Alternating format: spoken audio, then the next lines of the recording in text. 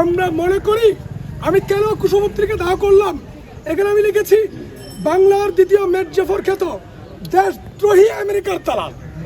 আপনারা সকলে জানেন ইউনূস গত এক সপ্তাহের মধ্যে আমেরিকার সাথে কয়টা প্রকাশ্য অসম চুক্তি, বাংলাদেশ বিরোধী চুক্তি করেছেন।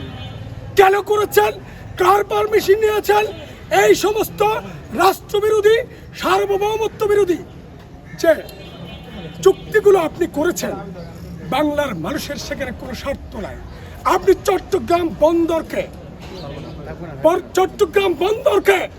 বাংলাদেশের প্রাণ, চট্টগ্রাম বন্দরকে বিএফি ওয়ার্ল্ডকে দেওয়ার মাধ্যমে আমেরিকা ইসরায়েলের হাতে তুলে দেওয়ার অপচেষ্টা করেছেন।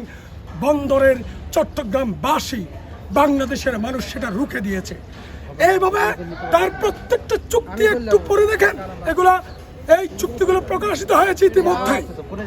এই চুক্তিগুলো ইতিমধ্যেই সামনে এসেছে জনগণের। এই চুক্তিগুলো পরে দেখুন, সে বাংলাদেশের স্বার্থ দেখেছে নাকি আমেরিকার স্বার্থ দেখেছে। তাকে আমেরিকার স্বার্থ দেখার জন্য, বাংলাদেশের স্বার্থকে বিঘ্নিত করার জন্য, বাংলাদেশের স্বার্থকে পদদলিত করার জন্য ইউনূসকে আমরা ক্ষমতায় বসাইনি।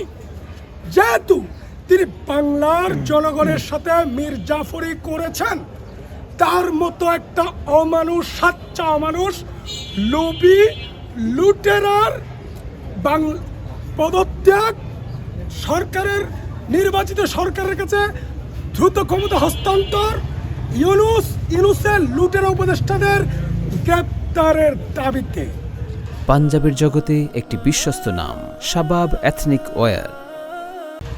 শ্বেতপত্র, তার সরকারের যত দুর্নীতি হয়েছে, এই যে নাহিদ আসিফরা এবং আসিফ নজরুল, সংস্কৃতি মন্ত্রী, ওই বেলকেটের নাম কি, সংস্কৃতি মন্ত্রী ফারুকি সহ, এই যে রাজওয়ানা, তারপরে আদিলুর রহমান, এরা যে জনগণের রক্ত চুষে খেয়েছে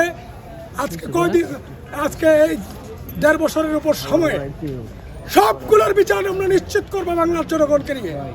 এবং বাংলাদেশের যারা ক্ষমতায় আসছেন, যারা ক্ষমতার বিরোধী দল হিসেবে পার্লামেন্টে আসবেন, সবাইকে উদ্দেশ্য করে বলি, ইউনূস সরকারের শ্বেতপত্র, দুর্নীতির শ্বেতপত্র আপনারা প্রকাশ করবেন। যদি আপনারা প্রকাশ না করেন, তাহলে বাংলাদেশের জনগণ ধরে নেবে আপনারা ইউনূসের পাপে পাপিষ্ট হওয়ার দিকে যাবেন। ইউনূসের মতো নষ্টামি আপনারাও করবেন। পার্লামেন্টে যাবেন, জনগণের স্বার্থ দেখবেন না, বাংলাদেশের স্বার্থ দেখবেন না, আমেরিকার সাথে গোপন চুক্তি করাগুলো বাতিল করবেন না। জনগণও আপনাদেরকে দেখে নেবে।